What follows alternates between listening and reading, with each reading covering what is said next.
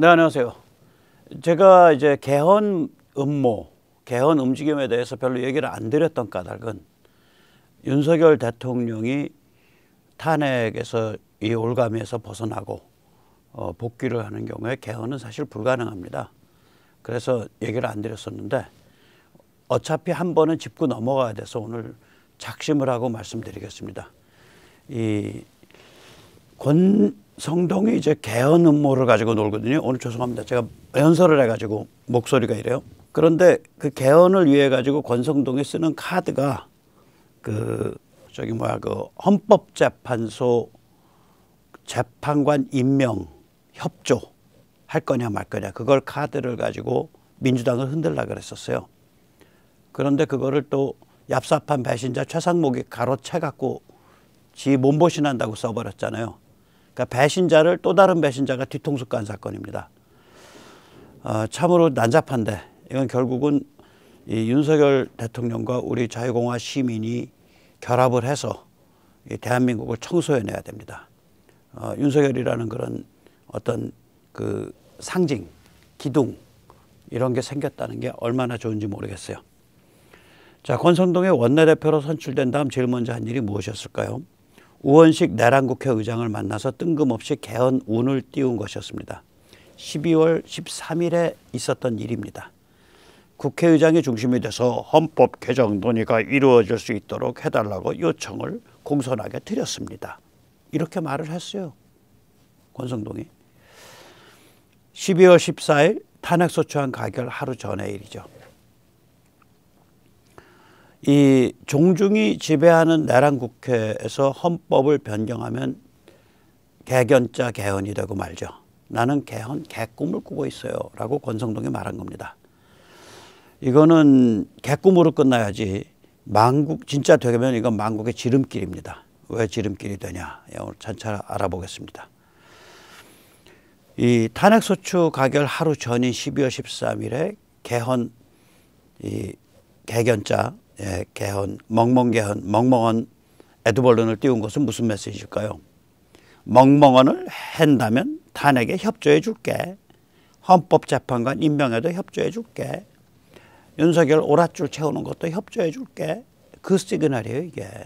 그 당시에 권성동이 이랬어요.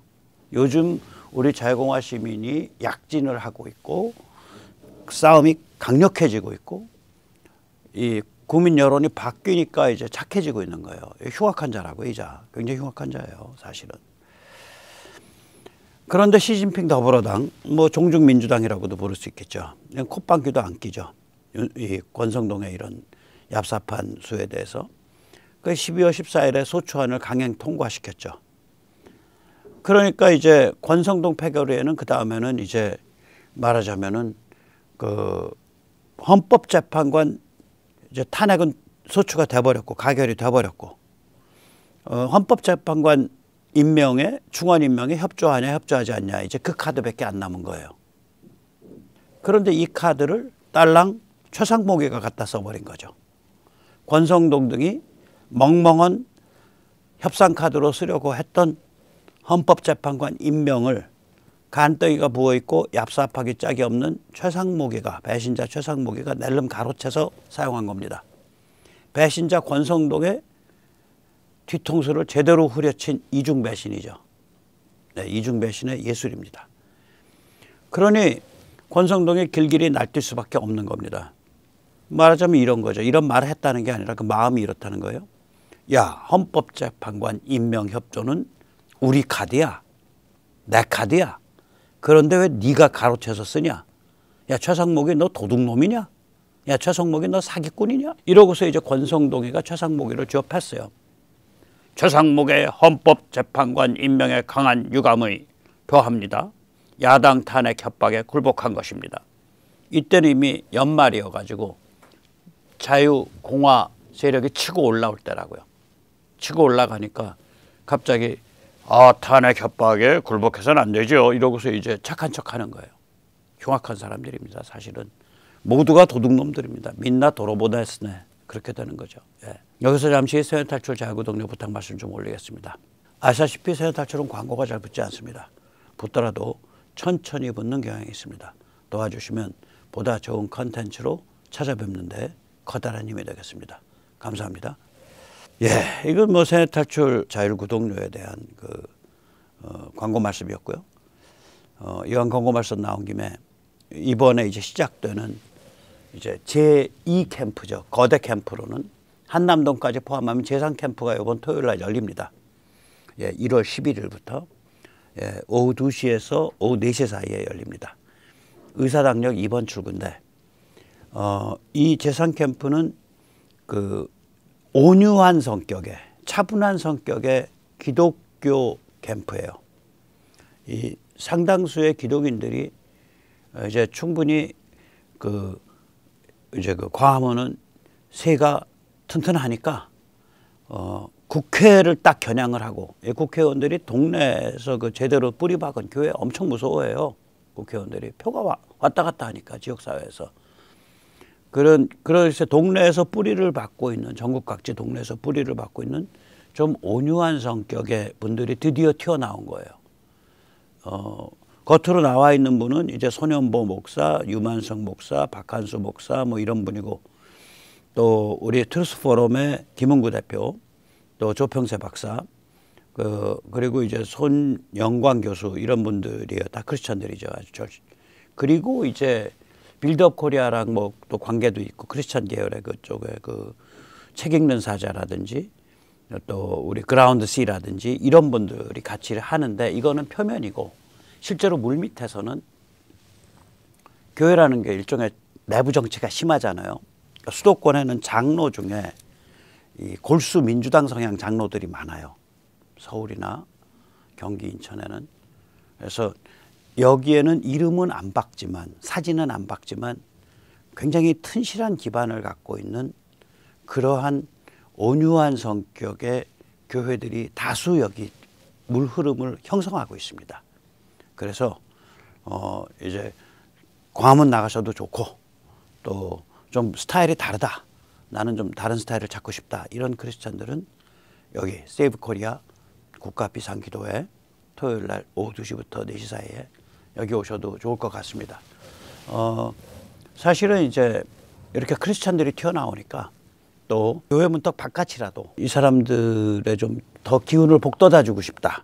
이런 분들은 옆에 가셔서 슬쩍 그냥 끼어서 서 계셔도 좋을 것 같고 뭐 딱 두 음절만 가끔씩 하시면 돼요. 아멘, 아멘. 제가 그러거든요. 목사님들하고 같이 밥을 먹거나 그런 데 가면 가만히 앉아 있다가 아멘. 뭐 아멘. 그건 네 그렇습니다. 그 얘기니까. 예. 긍정의 그런 얘기니까. 예. 아멘, 아멘만 제가 합니다. 예. 그래서 딱 두 음절을 발음을 하실 수 있으면 교회 문턱 바깥 분들이더라도 뭐 분위기가 워낙 좋고 경건하니까 가셔도 좋을 것 같습니다. 이 윤 대통령은 근수가 많이 나가는 인물이죠. 헌법재판관이라고 불리는 이게 이제 공식 명칭이고 실제 본질은 뭐냐? 탄핵 청부업자들이죠. 예. 이 탄핵 청부업자를 충원 임명하는 것 자체가 정치 협잡에 사용되는 카드죠. 나 이 카드 갖고 있어. 야, 나 이 카드 갖고 있으니까 그리고 탄핵 우리가 찬성해 줄 수 있으니까 그리고 윤석열 대통령 오랏줄 채우는 거 찬성해 줄 수도 있으니까 너 개헌에 협조할래? 권성동이 그 게임 했던 거예요. 근데 그걸 최상목이가 탁 가로챈 거지. 권성동의 멍멍한 망국 게임을 최상목이가 가로챈 거예요. 탄핵 소추 찬성은 민주당에서 야 니들 그 협조 찬성 필요 없어. 그리고 지들이 해버렸고.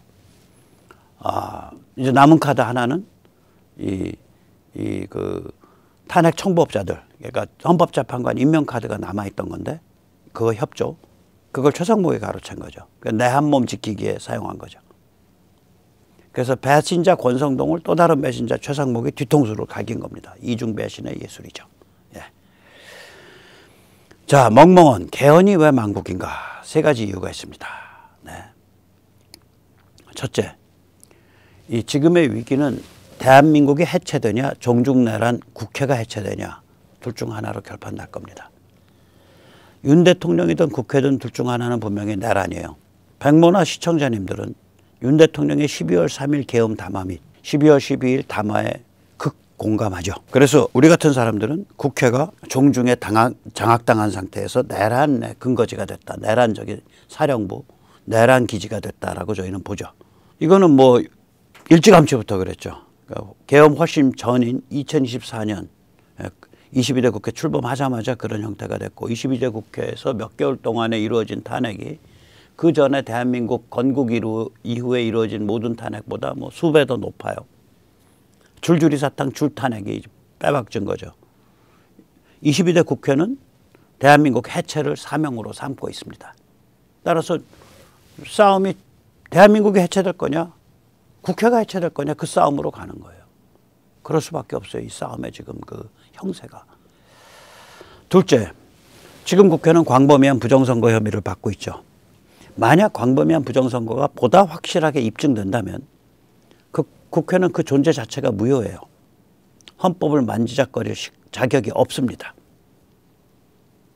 내란의 근거지인 국회는 헌법 만지작거릴 자격이 없고 그 국회가 광범위한 부정선거에 의해서 구성됐다 그러면 또 헌법 만질 자격이 없는 거예요.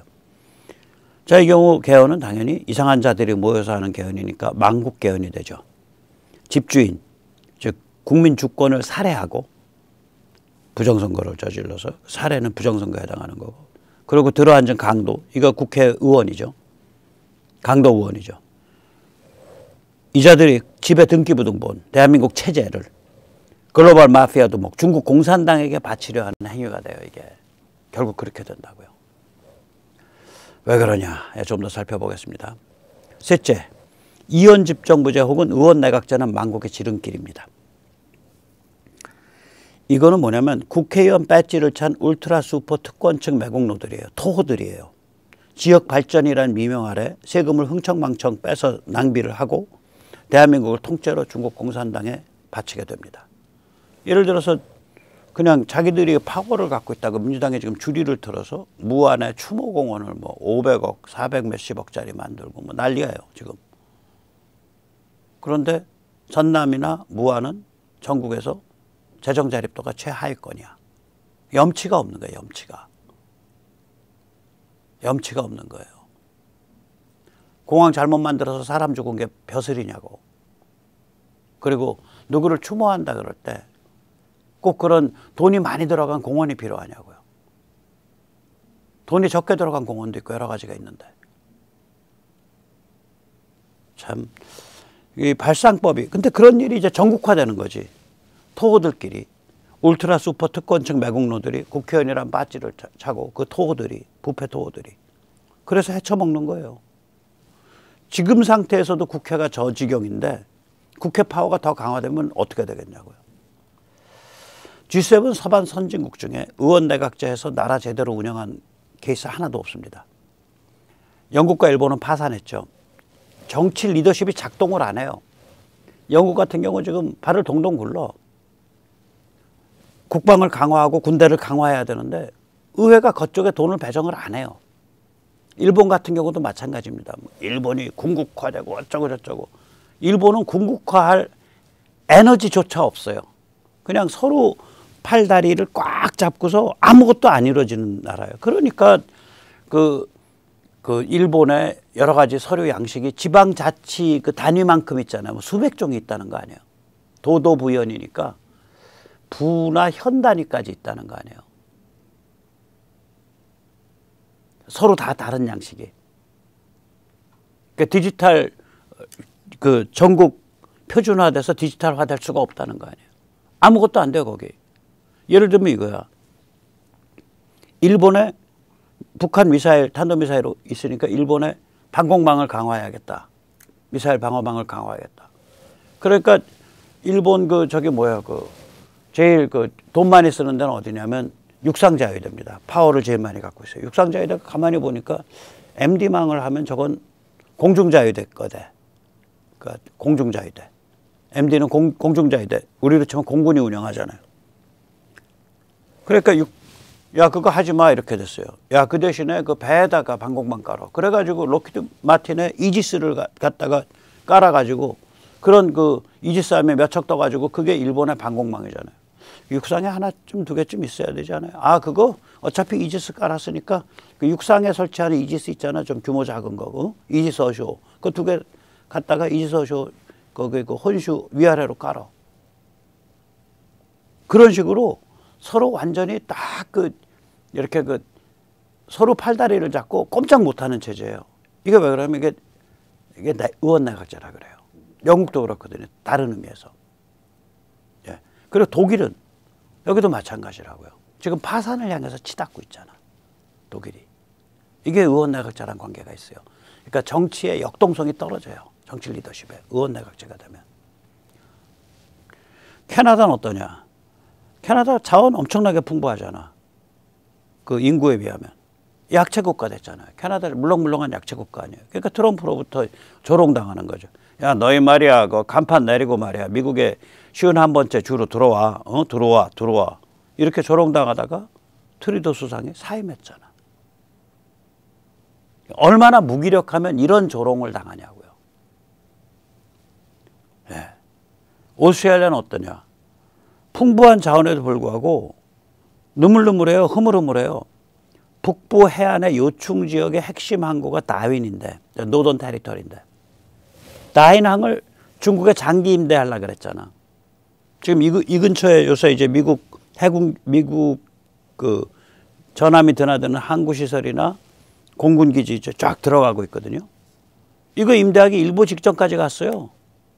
그래야 연방 정부가 간섭했어. 근데 연방 정부는 그러면 중국 간첩 침투에 대해서 괜찮냐? 아니에요. 거기도 구멍 숭숭 뚫려 있어요. 중국 간첩에 천국됐잖아, 오스트레일리아가. 얼마나 무기력하냐. 태도국만 보면 압니다. 태도국은 오스트레일리아 앞마당이에요. 불침 항모라는 용어. 그러니까 인빈서블 에어크래프트 캐리어라는 용어가 제일 먼저 나온 게 2차 대전의 태평양 족사이드 전쟁, 즉 태평양 전쟁. 이 태평양 전쟁에서 오스트레일리아를 두고 불침 항모라는 용어를 썼어요. 요새는 이제 우리가 한반도를 두고 불침 항모라고 하죠. 대한민국을 두고. 그때 오스트레일리아를 발진기지로 해가지고 말아 올라갔다고요. 말아 올라갈 때 먼저 태도국부터 다 장악을 했어요. 그리고 나서 파푸아 뉴기니아 장악하고 그리고 필리핀으로 말아 올라간 거예요. 그게. 그래서 필리핀에서 한쪽으로는 오키나와 쪽으로 말아 올라갔고 다른 한쪽은 유황도 이오지마로 말아 올라갔어요. 그러니까 이게 굉장히 전략적으로 중요한 데거든요. 태도국이. 태도국의 태반을 중국 영향권으로 상실해 버렸잖아요. 그 오스트레일리아가 관리해야 될 나라예요. 근데 태도국이 이런 프로젝트 해야 된다, 이렇게 챙겨야 된다라고 누가 발의를 못해, 의원들이. 왜냐? 자기 지역구 아니니까.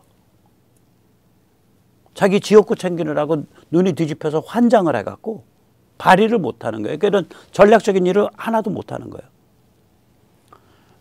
그래서 이제 2차 대전 때, 태평양 전쟁 때 전략 역순주의였던 솔로몬 제도는 지난 5월 달에 종중 간첩과 다름없는 자가 수상에 당선됐어요. 왕이랑 사진 받고 있잖아. 축하 사진. 예. 이게 5월 2일자 사진이에요. 예. 참, 그렇습니다. 이게 의원내각제라는 게 그래요. 자, 그러면 G7에서 6개 나라 중에 5개 지금 더 둔 거예요. 영국, 독일, 일본, 캐나다, 오스트레일리아. 예, 5개 나라. 전부 의원내각제인데 나라가 이 모양이라고. 그 자원이 풍부한 캐나다, 오스트레일리아는 나라가 거덜은 안 났지만 흐물흐물해져 버렸고 독일, 프랑스, 영국은 거덜났고요. 나라가. 자, 그럼 이원 집정부제는 어때? 이게 프랑스가 이거 하고 있거든요.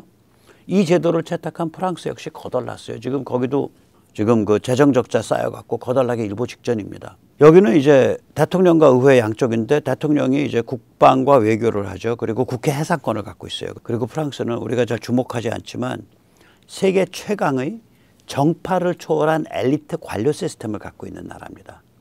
그러니까 정치가 아무리 난잡하게 돌아가도 엘리트 관료들이 버티는 힘이 있는데요. 그럼에도 불구하고 파산 일보 직전이에요. 그 관광자원 풍부하고 그 농업자원 풍부하고 그 테크놀로지를 가진 그 프랑스가 파산 일보 직전이라고요. 여기 똑같아요. 자, 그런데 한국을 의원내각제나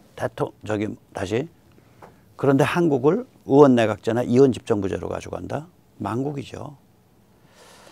그냥 이런 나라의 재정에 거덜난다, 뭐 제대로 리더십이 발동하지 않는다, 뭐 이런 정도가 아니죠. 여기는 이 자유민주주의나 자유공화국에 꽂힌 대통령 중심제입니다. 이게 이제 미국에서 실현됐잖아요. 원래는 몽테스큐어가 내는 아니고, 왜냐, 상권 분립 제제거든. 행정, 입법, 사법의 분립 체제예요. 그래서 대통령 중심제가 기본적으로 견제와 균형이 보장되는 체제예요. 그런데 대한민국은 무슨 일이 벌어졌냐?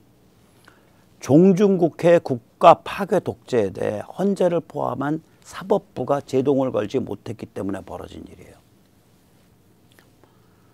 헌재 포함한 사법부, 법조계 사람들 정말 반성해야 됩니다.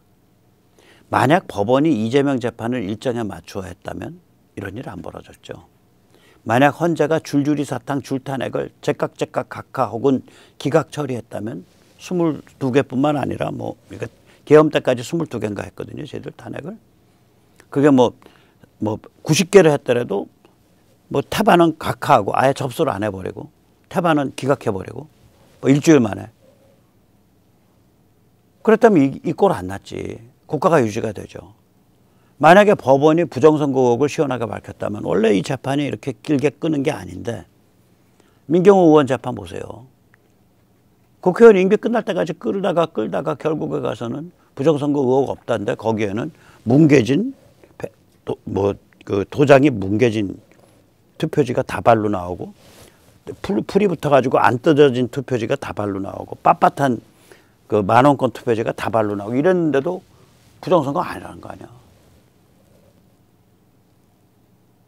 그것도 시간 한참 끓은 다음에. 헌재를 포함한 사법부 전체가 걸레인 상태예요, 지금. 심지어 어느 정도냐. 오늘 밝혀진 의혹이잖아요. 의혹이 밝혀진 거죠. 의혹이 오늘 제기된 거죠. 공수처가 서부지법에 영장을 신청하기 전에 서울중앙지법에 신청했다가 거절당했다는 의혹이 오늘 튀어나왔어요. 그래가지고 윤상은 의원실 이런 데서 물었다고 법원 쪽에, 그 법원행정처 쪽에 서울중앙지법으로 신청한 적이 있습니까? 그랬더니 대답이 확인해 줄 수 없다.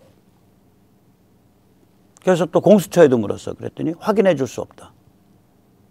수사상 이유이기 때문에. 아니 그게 무슨 신청한 적 있다 없다가 무슨 수사상 이유야? 있다 없다 딱 둘 중에 하나 골라가지고 한 단어인데. 그래서 이 의혹이 튀어나온 거거든. 이런 의혹에 대해서조차 예스인지 노인지 밝히지 못할 정도로 비겁한 자들이 법복을 입고 꼴값을 떨고 있는 게 대한민국 지금 헌재를 포함한 법원 전체입니다. 이게 걸레예요, 지금 상태가. 예. 그 한숨이 퍽퍽 나오죠. 게다가 한국의 대통령 중심제는 또 반쪽짜리예요. 이게 저기 유신, 그 다음에 신군부, 그 다음에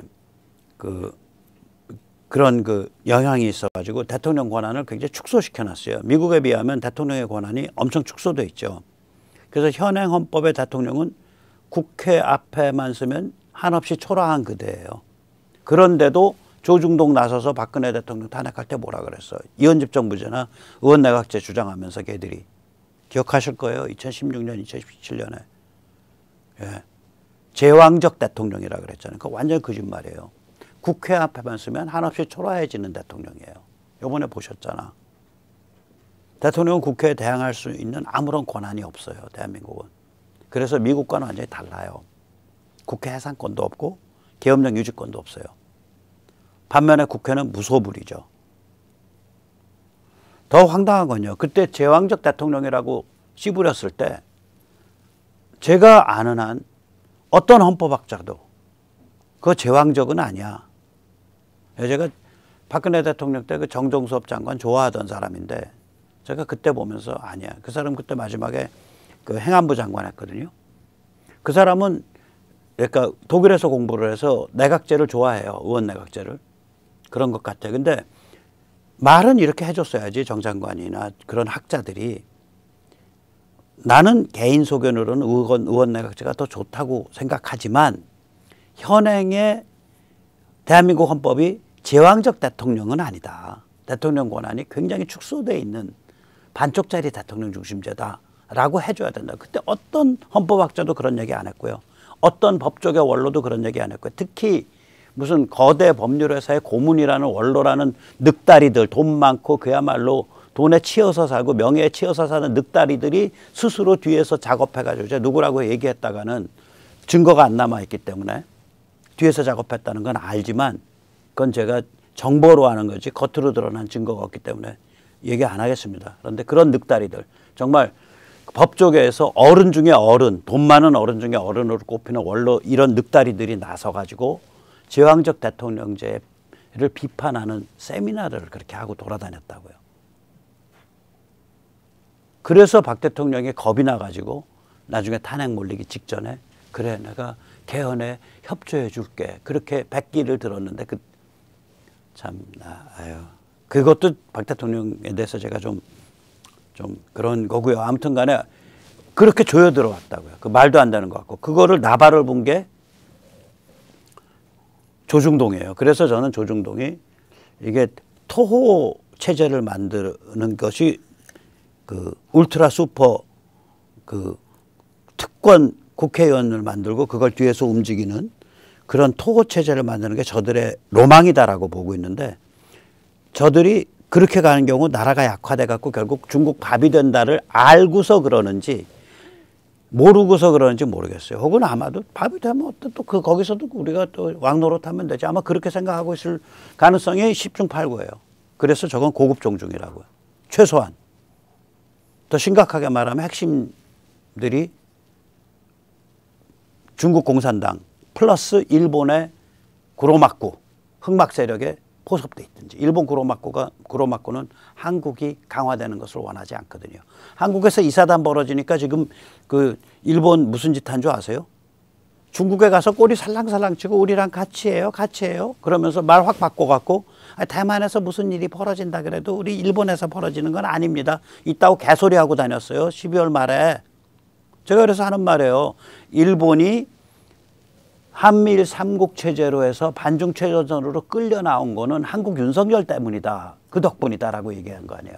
그래서 일본의 그 리더십이라는 게 그렇게 간사하고 줏대 없고 그리고 미국 그 뒤통수 치고 골 지르는 것을 아주 그 미덕으로 여기는 그런 못돼 먹은 근성이 있기 때문에 일본 입장에서는 한국의 정치 시스템이 다이내믹하고 이렇게 몸살을 막 그냥 겪어나가면서 어떻게든 돌파해 나가고 이런 시스템이라는 걸 굉장히 안 좋아할 수 있다고요. 그래서 아마도 조중동쯤 되면 일본 구로마쿠의 시다바리 겸 중국 공산당의 시다바리 두 양쪽 시다바리를 다 하고 있을 가능성이 있다라고 봐요. 저는 굉장히 고급이죠. 얼마나 참 등이 따시고 배가 부르겠습니까. 예. 그나마 반쪽짜리라도 대통령 중심제이기 때문에 이번에 윤석열 대통령이 군 투입 기준 2시간 30분짜리 초단기 상징성 계엄을 했죠. 그래서 그 계엄을 통해 온 국민과 전 세계를 향해서 한국의 정치 상황이 얼마나 위험한 개판 상태인지 경보, 알람을 울릴 수 있었던 겁니다. 그래서 사람들이 계엄령이 아니라 계몽령이다라고 젊은 친구들이 얘기하는 거예요. 그전에 몰랐었다는 거예요, 자기들이. 뭐 제가 명예훼손에 걸릴까봐 우리 그 권선동 의원님의 조난을 개 모습으로 안 바뀌었어요. 개대가리로. 근데 개대가리로 바꿔서 생각하셔도 좋아요. 나는 망국 멍멍헌 망국 개헌 개꿈을 꾸고 있어요. 개꿈이길 바라요. 개꿈으로 끝나기를. 이게 진짜로 되면 나라 망합니다. 상황이 이러한데 권성동 등 망국 개헌을 꿈꾸고 있는 자들은 중국 간첩일까요? 아니면 고급 조중동의 시다바리일까요? 아니면 국회의원의 특권을 무한 증강시키겠다라는 몽상가일까요? 아니면 이 모두일까요? 저도 모르겠어요. 데려다가 한 20박 21일 좀 이렇게 물어봐야 되겠어. 그 좁은 방에서. 근데 그럴 권한이 없고 또 그런 게 위법적인 상황이니까 그건 뭐 상상에 있을 뿐이죠. 자, 그래서 이제 우리 마지막은 이 절망적 상황을 도대체 어떻게 풀어야 되냐. 뭐 정말 민낯 도로보네스네 뭐 이렇게 되는 거 아니에요. 전부 도둑놈이구나. 야, 누구 믿고 가야 돼? 야, 우리 자유공화 애국 시민들이 강해져야 됩니다. 어떻게 강해져야 될까요? 일단 이게 깨야죠. 안목이 깨고 지능적 전략적이 돼야죠. 그리고 뭔가 좀 듬직하고 믿을 수 있는 아이콘, 깃발이 있어야 돼요. 그거 딱 나와 있잖아요, 지금. 그렇게 쓸 수 있는 존재가 윤석열이에요. 그래서 윤석열이라는 존재를 우리 자유공화 시민 진영의 아이콘 깃발로 치켜들어서 잘 사용할 줄 알아야 돼요, 우리가. 그래서 우리는 주권자로서 오늘 윤석열을 대한민국의 대통령을 넘어 자유공화의 아이콘으로서, 지도자로서, 깃발로서 임명하고 싶습니다.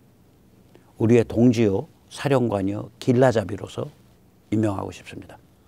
예, 윤 대통령께서 우리의 임명장을 받아주시기 바랍니다. 오늘까지 모시겠습니다. 감사합니다.